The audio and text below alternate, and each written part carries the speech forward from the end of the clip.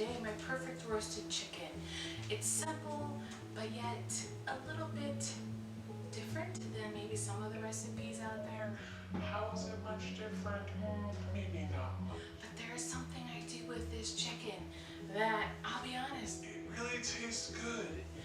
this is the one recipe that I would like to share with you, and I really hope that if you have really picky eaters and you want to make sure that maybe you can feed them some chicken besides some fried chicken. My daughter is super picky and she loved it. I had to make it at least once a week for her because I knew She was gonna be eating tons of the chicken. First up, you want to make sure that your chicken has been left out of the refrigerator for at least 30 minutes to 2 hours. Don't want the chicken to be fresh out of the refrigerator. You'll have some garlic cloves that you're going to dice up into big chunks and then add about a half a teaspoon to teaspoon of sea salt. I have 2 tablespoons of butter mixed in with the garlic and the salt. I am then going to place it in the microwave and heat it up for at least 30 seconds to melt that butter.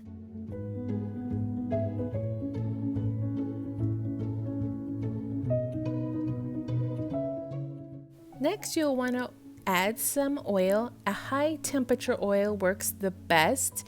I use a grapeseed oil. About a teaspoon or so will do just fine. You'll rip off a big chunk of parsley. Doesn't matter if it's curly or Italian. You just want some fresh herbs to liven this butter mixture.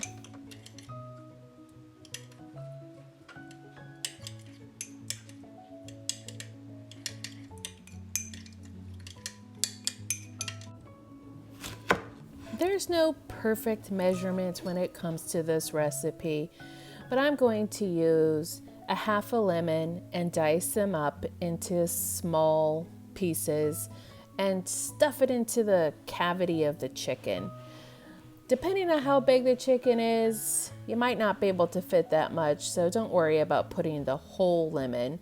Of course, your lemon might be really small or really big. It really just depends on what you have, but don't stress too much. Next, I am trying to remove the skin from that little film of a membrane between the chicken meat and the skin, and I'm just trying to make sure that it is loose. Doing this will actually help crisp that skin. Look at that. We want nice crisp skin. Next, we want to put our butter garlic mixture and stuff it between the skin and the meat.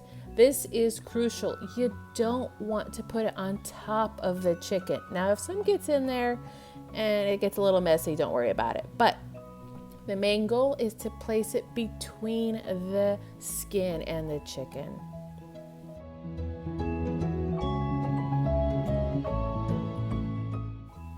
This next step may seem odd, but trust me, I have tried this multiple ways. You get about a tablespoon or 2 tablespoons of salt, add a dash of high temp oil such as grapeseed, and then mix that oil and salt together, and then you are going to rub it all over the top layer of the skin of the chicken, because this does a beautiful flaky texture, and I just don't get the same results when I do it the other way, where maybe you just layer it with oil, then sprinkle some salt. It doesn't work. So trust me on this, test it out. Next, I'm just cutting up some golden potatoes, and I am going to use this as a layer between my chicken and the pan. So this will help lift that chicken from the pan. It's not necessary. I have carrots in there as well, and it just gives a side dish that's a 1-dish meal.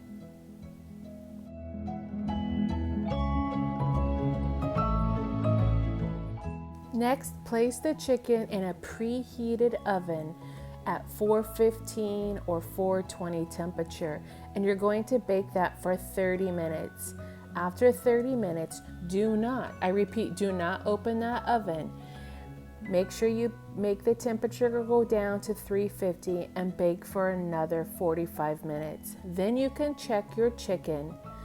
And the best way to check your chicken for doneness is you can take your little drumstick and shake it around, and if it feels loose, then it's close to being done. If it doesn't feel really loose, then you still need about 15 minutes or so. Also, look at the juice of the chicken. If it's pink, it's not done. Once that juice has a nice clear liquid, it's done. Typically, this chicken will take about an hour and 10 minutes, depending on your oven and how hot it runs. If you don't think your chicken is done, just keep baking it for another 15 minutes. I highly recommend checking every 15-minute increment. Typically, I don't need to bake my chicken past an hour and 30 minutes.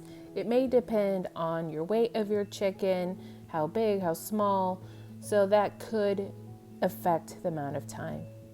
I hope you enjoy this. This is one of my best chickens I've ever made, and I've been making this chicken for years. And I'm really happy to be able to finally share this recipe with you. Thanks for watching.